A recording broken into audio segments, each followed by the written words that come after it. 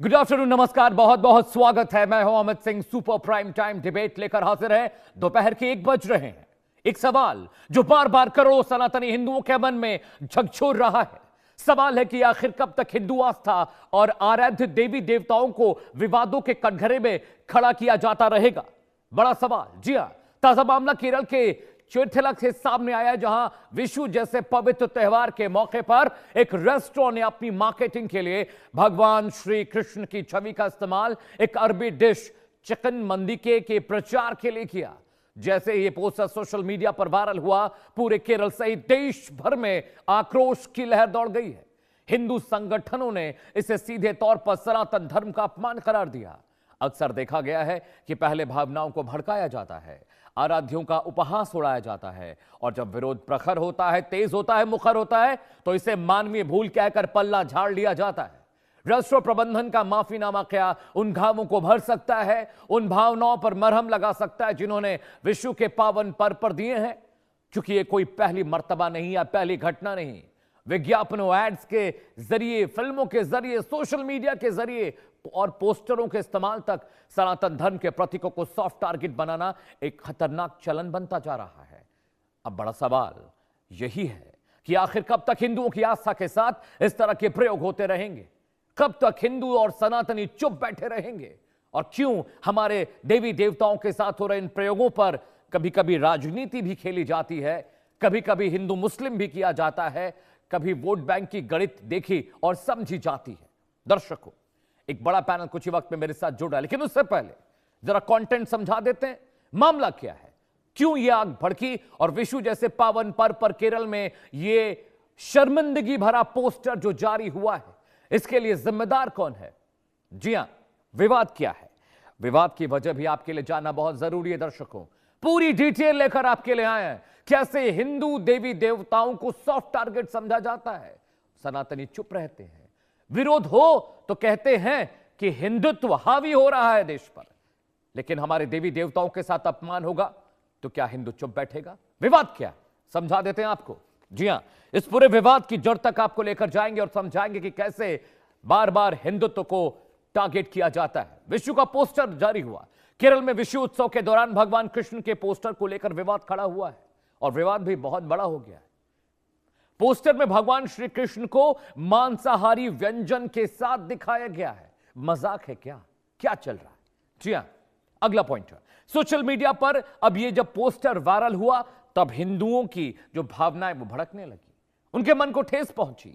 Social media पर poster viral होता है, हिंदू संगठनों ने विवादित पोस्टर को धार्मिक भावनाओं को ठेस पहुंचाने वाला बताया है।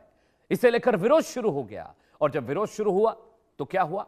पुलिस ने रेस्टोरेंट के मालिक अरशद के खिलाफ एक शिकायत दर्ज की, एक एफआईआर दर्ज की गई, और बीएनएस की धाराएं भी लगी हैं। जी हां, क्या धाराएं लगी हैं आपको बता देते हैं। बीएनएस की धारा 192 दंगा भड़काने के इरादे से उकसाने के तहत मामला मुकदमा दर्ज किया गया है।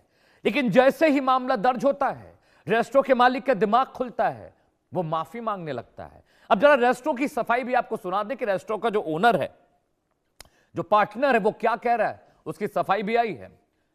विवाद बढ़ता देख रेस्टोरेंट के पार्टनर शमीर ने इंस्टाग्राम के जरिए माफी मांगी है। यह पोस्टर जानबूझकर पोस्ट नहीं किया गया। जरा सोचिए कि बाकायदा एक त्योहार पर पोस्टर बनता है, रेस्टोरेंट का नाम लिखा जाता है, बल्कि एक निजी ग्रुप में हुई गलतफहमी के कारण गलती से यह पोस्टर शेयर हो गया। यानी बना था तभी तो शेयर हुआ, और बना क्यों, सवाल यह भी है। दावा किया गया कि पोस्टर किसी बाहरी व्यक्ति ने बनाया है।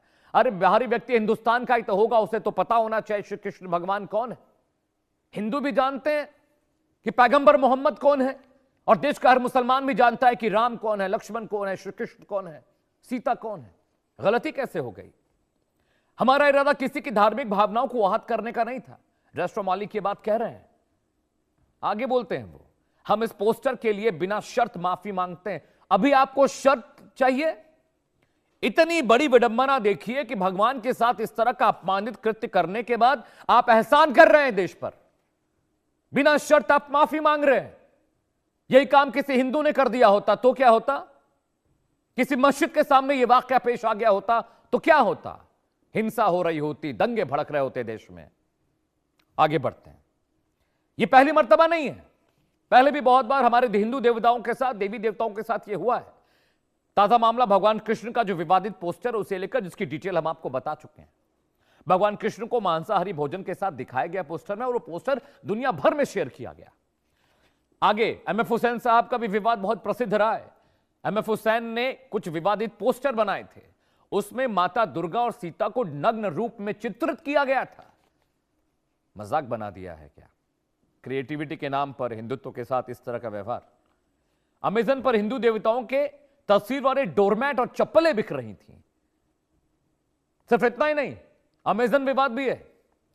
जावेद हबीब साहब ने अपना सलून स्पा बनाया तो वहां पर देवी देवताओं को दिखा दिया। यानी हिंदू प्रतीकों का व्यंग्यात्मक इस्तेमाल फिल्मों भी होता रहा है। काली डॉक्यूमेंट्री विवाद में पोस्टर में मां काली को गलत तरीके से चित्रित किया गया। मां काली के हाथ में सिगरेट दिखाया गया। जी हां, पहली बार ऐसा नहीं हुआ कि भगवान और देवी देवताओं के साथ यह अपमान किया गया। लेकिन बड़ा सवाल यही है कि क्यों इस तरह का इस्तेमाल हो रहा है, क्यों इस तरह के प्रयोग हो रहे हैं। आर्ट की आजादी के नाम पर देश में क्या चल रहा है? हिंदू प्रतीकों पर ही बार बार यह प्रयोग